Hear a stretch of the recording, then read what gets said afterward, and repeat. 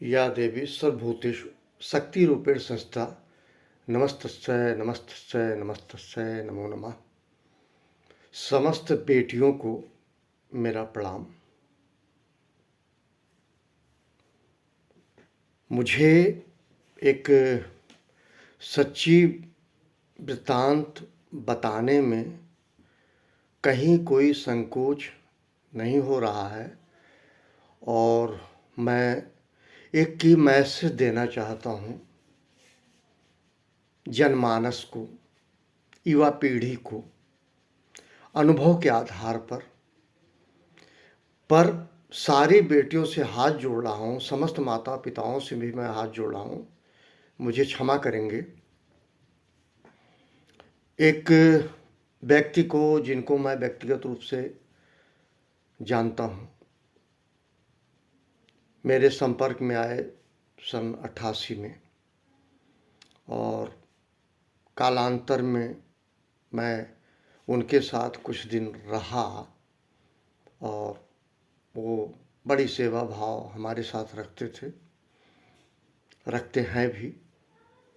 पर मैं उनका नाम कभी नहीं लूँगा। उनके बाबत जो जानकारी है वो आप सभी से शेयर कर रहा हूँ। वो साल में, वर्ष में 2 नवरात्र होता है, एक चैत का, एक शारदीय नवरात्र होता है। चैत मर्यादा पुरुषोत्तम राम का जन्मदिन, शारदीय नवरात्र माँ दुर्गा का महिषासुर को वध करना। एक दशहरा, दूसरा चैत रामनवमी, ये मनाया जाता है। उनको मैंने देखा है कि वो साल के दोनों नवरात्र बहुत ही अच्छे तरीके से, बहुत पवित्रता से रहते थे। अभी मुझे नहीं पता वर्तमान स्थिति, पर जो मैं बात कहना चाह रहा हूँ उसको ज़रा ध्यान से सुनिएगा, शायद सबके काम आ जाए। वो मैं ये कह रहा हूँ, कालांतर में उनका विवाह हुआ, कुछ ऐसा मौका हुआ कि उनके साथ सुबह मुझे कहीं निकलना पड़ा। तब फॉर्मल शूज़ के ज़्यादा चलन थे, आज भी हैं। जो लोग नौकरी पेशे में हैं काला जूता पहनते हैं, मोजा पहनते हैं, कार्यालय जाते हैं। मैंने एक चीज़ देखा जो मुझे शुरू से घृणित था, इसलिए घृणित था कि मेरे फादर ने, मेरे पिताजी, मैं उनको नमन करता हूँ, कभी मेरी माँ से अंडरवियर या नेकर शब्द कहते हैं, जिसको आप अंडर गारमेंट कहते हो, ब्रीफ कहते हो, व्हाटएवर, कभी धुलवाया नहीं, कभी नहीं धुलवाया। बनियान और अंडरवियर मेरी माँ से कभी नहीं। और जानकारी ये दे दूँ, मेरी माँ बहुत सुंदर थी, मेरे पिताजी भी बहुत खूबसूरत थे, मेरी माँ भी बहुत सुंदर थी।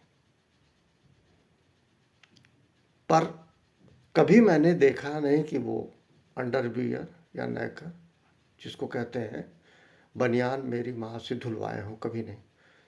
क्योंकि वो सारी नित्य क्रिया मॉर्निंग में करते थे और दोनों धुल के डाल देते थे, पहनते थे धोती भी, उसके साथ धोती भी धुल देते थे। लेकिन अब माँ से मेरे कभी उन्होंने अंडरवियर, बनियान नहीं धुलवाया। मैं इसके आगे सिर्फ एक बात कहूँगा मैं उनके विषय में। उनकी जब शादी हो गई, उनकी पत्नी आई, तो मैंने देखा मोजा लाती हैं, जूता पॉलिश करती हैं, ब्रश मारती हैं, उनको जूते पहनाती हैं। अगर ये प्रेम है तो ये प्रेम नहीं है। जो आपकी पत्नी है उससे आप जूता पॉलिश कराओ। कभी किसी विदेशी व्यक्ति ने कहा था कि भारत में लोग महिलाओं को जूती समझते हैं। उस बात पे मेरी तीखी टिप्पणी थी, ऐसा नहीं है। भारत देवियों का देश है, उनका मान सम्मान होता है। पर सोचिए, आप जो है साल में दोनों नवरात्र रहते हैं, माँ दुर्गा की उपासना करते हैं, और आपका विवाह हो जाता है तो आपकी पत्नी जूता ब्रश मारती है और आपके मोजा भी पहनाती है, जूता भी पहनाती है। ये मैंने देखा है, मैं नाम नहीं लूँगा। नाम लेके उसकी महत्ता कम नहीं करूँगा। पर एक बात बताऊँ, कभी भी जीवन में शादी होती है, खूबसूरती होती है साल 2 साल 6 महीने का, क्योंकि टू अननोन सोल मिलते हैं, दो आत्माएं अननोन एक दूसरे से परिचित नहीं मिलते हैं। ऐसे में जूता पॉलिश करना और जूते पे ब्रश मारना और जूता पहनाना ये प्यार नहीं है, इसको मैं बदतमीजी कहूँगा जो लोग ऐसा करते हैं। मुझे सख्त घृणा है। मैं इसी रेफरेंडम में एक बात बताऊं, मेरे 2 बेटे हैं, मैंने छोटा सा भी देखा। मेरी एक आदत है, मैं दिखावा नहीं करता, समर्पण भाव से बच्चों को रखता हूं कि वेल पॉलिश्ड हो। कहा जाता है किसी व्यक्ति को समझना है तो उसके जूते को देखो, उसके किचन को देखो, ऐसा कहा जाता है। लेकिन मेरी जो मनोभाव है, चूँकि माँ बाप से दूर रहा, तो मैं अपने बच्चे का जूता बेल पॉलिश करता था। बच्चे जब बड़े हुए एकदम सख्त जो है, उन्होंने कहा पापा आज के बाद मेरा जूता छूना नहीं। स्पेशली मेरा छोटा बेटा और बड़ा बेटा दोनों इक्वली इसमें डिग्रेड नहीं कर रहा हूँ, बड़ा भी छोटा भी, कहा आप कुछ भी करेंगे मेरा जूता मत छूइएगा। और बच्चे थे, बालपन था, वो कर पाते नहीं कर पाते, एक शब्द स्ट्रांगली प्रोटेस्ट करते थे कि मेरा जूता मत छूइएगा। मुझे बेहद सुंदर लगा कि मैं जो कुछ हूँ मुझे नहीं पता, मेरे पिता के पदचिन्ह पे ये दोनों बच्चे हैं। जबकि आपको एक बात बताऊं, मेरा जो बड़ा बेटा है वो चैत्र के नवरात्र के पहले दिन का है, और मेरा जो छोटा बेटा है वो सप्तमी अष्टमी का है, मतलब सप्तमी खत्म होकर अष्टमी लग रहा। इस तरह से मेरे दोनों पुत्र हैं और चैत्र नवरात्र के हैं दोनों बेटे। मैं उनकी तारीफ नहीं कर रहा, पर एक बात कह रहा हूँ, देवी देवताओं के समय में उन्होंने जन्म लिया था, शायद कुछ मालिक की कृपा होगी, वो जूता कभी नहीं छूने दिए, वो खुद करते थे। मैं इसी संदर्भ में एक और बात उल्लेख करूंगा, जिनका मैं जिक्र कर रहा था, उनके कोई पुत्र संतान नहीं हुआ। संतान मतलब पुत्री हुई, संतान में पुत्र नहीं हुआ। सबसे मैं माफी मांगता हूं। नारी शक्ति का अगर सम्मान कर रहे हैं तो हर स्तर पे करना चाहिए।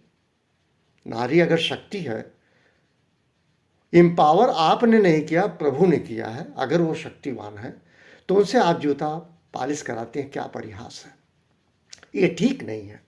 मैं नई जनरेशन को सिर्फ ये कहूँगा, भूल के भी चाहे जितना एक्सट्रीम लेवल पे हस्बैंड वाइफ का रिलेशन होता, और बताऊं, रिलेशन सबसे पहले फिजिकल होता है, मेंटल सोशल और सब तो होते नहीं। सबसे पहले जब लड़का लड़की का ब्याह होता है, दोनों एक दूसरे से मिलते हैं, that is the first lesson which is called physical relation. Correct, whether you are agreed or not, but this is fact.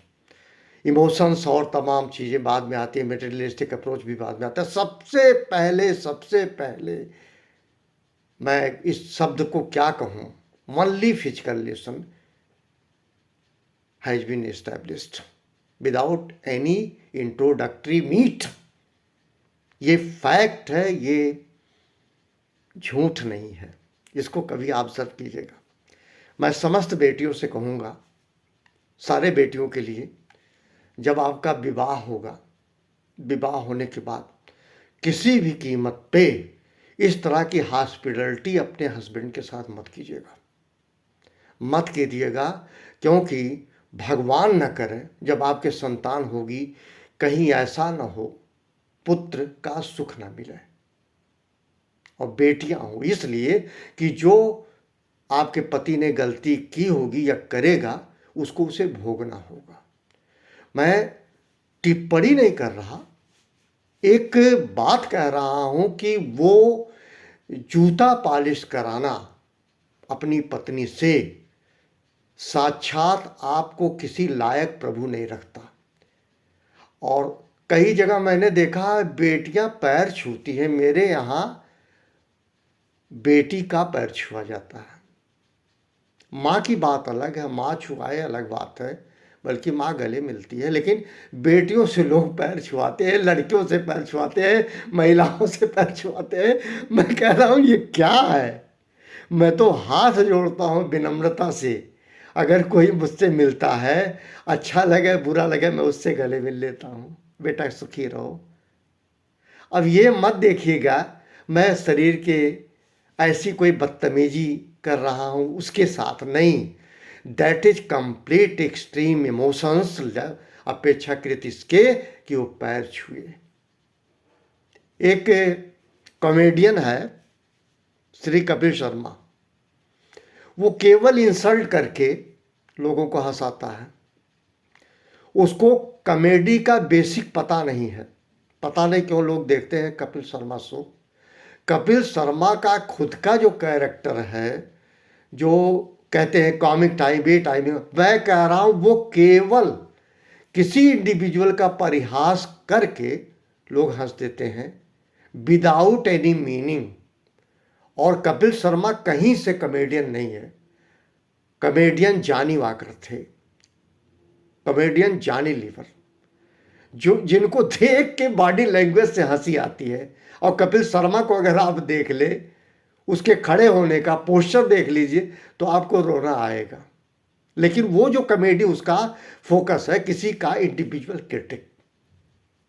Anyway, मैं एक नाम व्यक्तिगत ले लिया, पर मैं कहना चाहता हूँ शायद आप लोग थीम समझने का कोशिश करें। मैं जो कह रहा हूँ, मैं यही कहूँगा समस्त बेटियों को जिनका विवाह होना है, जो विवाहित हो चुकी हैं, जो जिस भी दौर में गुजर रही हैं, अपने पति का किसी भी कीमत पे इस हॉस्पिटलिटी को रिकग्नाइज ना करें, उसका मोजा दें, उसका जूता दें।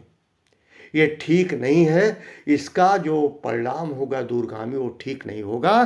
Thank you very much. आप सभी को प्रणाम।